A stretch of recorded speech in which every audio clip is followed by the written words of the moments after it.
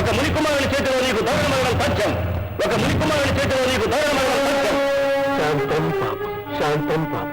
ఆహా, మహామహులు, బ్రహ్మర్షులు, కామ క్రోధ విజేతలు. చూశారుగా బ్రహ్మర్షుల శాంతభావం. ఈ అల్పులకు ప్రతిశాపమిస్తే అది దత్తదేవ దయా ధౌర్యయులమైన మాకే అవమానం. ఆ వశిష్ఠుని సుఖంగానే ఉండనిద్దాం. ఇంతటితో నేటికి సభ చాలిద్దాం. ఆగు ఆగు కార్తవీర్య, ఆగు. ఓహో, మీరా వాయుదేవుల? మీకు ఆకలేనా? కార్తవీర్య, నా మిత్రుడికి సాయపడడం చేత నీవు నాకు మిత్రుడివి కనుకనే నీకు హితవు చెప్పడానికి వచ్చాను.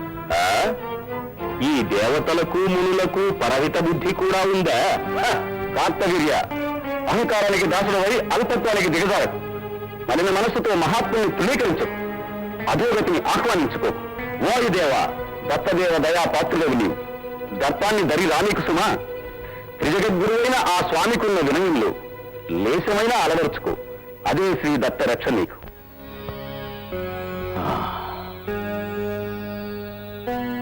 మహారాజా, తన ముఖంలో ఎన్నడూ లేని కలవరం కనిపిస్తున్నదేంటి? నా వల్ల ఏదైనా? ఎంత మాట దేవి? మరి ఈ కలవరానికి కారణం నాకే సరిగ్గా అర్థం కావడం లేదు. ఇంతకాలం నిష్కంటకంగా రాజ్యపాలన చేసిన నీకు కూడా అర్థం కాని ఆందోళన ప్రభు. అవును దేవి, ఈ సుదీర్ఘ జీవితంలో గర్వంతో మిడిసిబడ్డ ప్రతి తలను కర్కశంగా అణగదొక్కిన నాకు చిట్ట చివరకు గర్విష్ఠుడన్న దుర్నింద. అహో, అసూయాపరులు ఎవరో చేసిన అల్పాపాలకు విలువేమిటి ప్రభు? నిత్యం శ్రీదత్త రక్ష ఉండగా మనకు భయం ఏంటి? అమ్మా, గర్గమనింద్రులు. గర్గమనింద్రులా?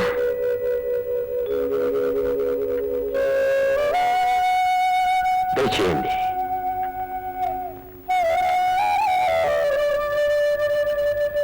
ఆసనం అలంకరించండి గురుదేవా.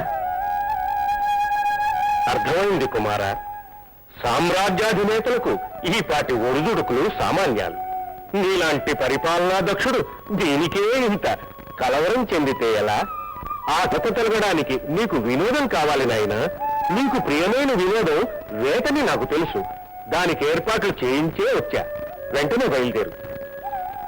ఆలోచించకు, బయలుదేరు.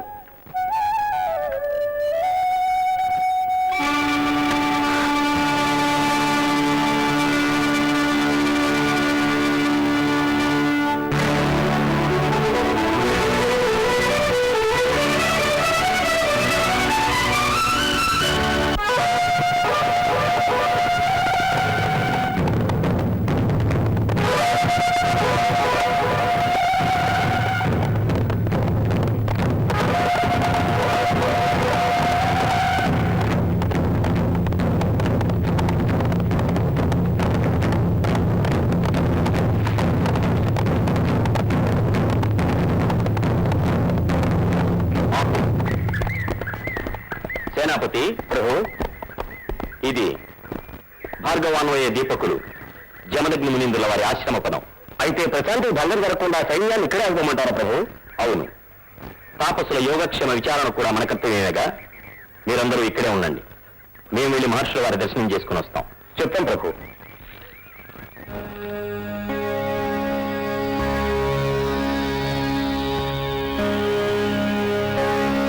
శ్రీమద్దత్తాత్రేయ వరప్రసాద లబ్ధ సప్తద్వీప ఏకచిత్రాధిపత్య భాగదేయుడు, సహస్రభుజాయిత శౌర్య క్రమ నిర్జితారాతి ధౌరేయుడు, మునిజన విధేయుడు, కార్తవీర్యార్జున నామధేయుడు జమదగ్ని మహర్షులకు నమస్కరిస్తున్నాడు.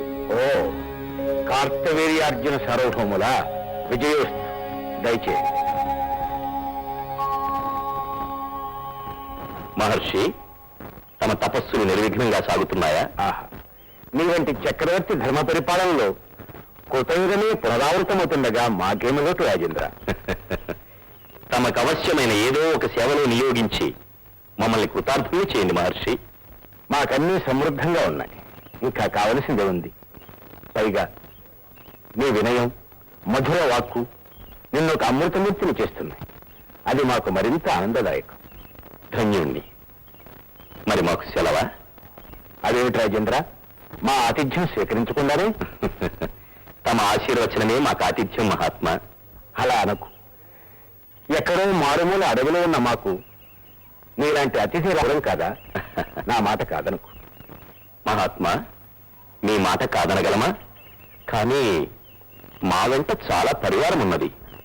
పరివారంతో రమ్మని మా ఆహ్వానం మహారాజా. సందేహపడుతున్నావా రాజేంద్ర? ఆలస్యమేమీ ఉండదు. మీ పరివారం వచ్చేటప్పటికంతా సిద్ధంగా ఉంటుంది. ఓహో, తమ తపశ్శక్తిని మా ముందు ప్రదర్శించాలనే ఉబలాటం కాబోలు.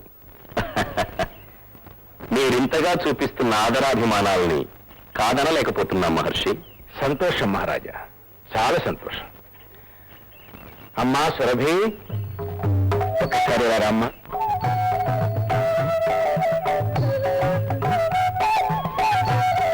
అమ్మా, ఈ రోజు మనకు మహదవకాశం కలిగింది. రాజులు పరివారంతో సహా వచ్చారు. పంచభక్ష పరమాన్నాలతో, సకల రాజోపచారాలతో ఏ లోటు రాకుండా వారికి అతిథి మర్యాదలన్నీ జరిపించాలి. ఆ బాధ్యతంతా నీదేనమ్మా.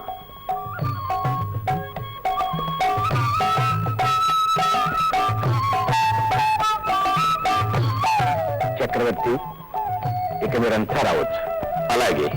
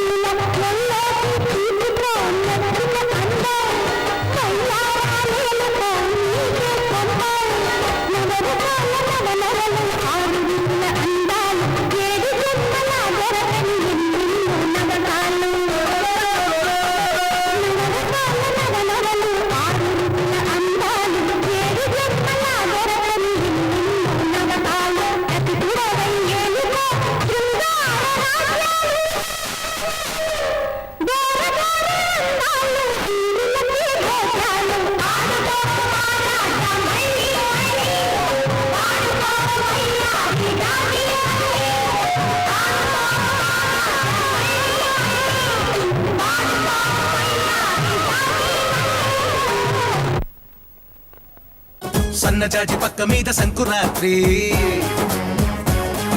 మొగుడు పెళ్ళాలుగా మొదటి రాత్రి పెదవులు అడిగిన రుచి రాత్రి కౌగిలి అడిగిన కసి రాత్రి కవ్విస్తున్నది చలి రాత్రి కవ్విస్తున్నది చలి రాత్రి సన్నజాజి పక్క మీద సంకురాత్రి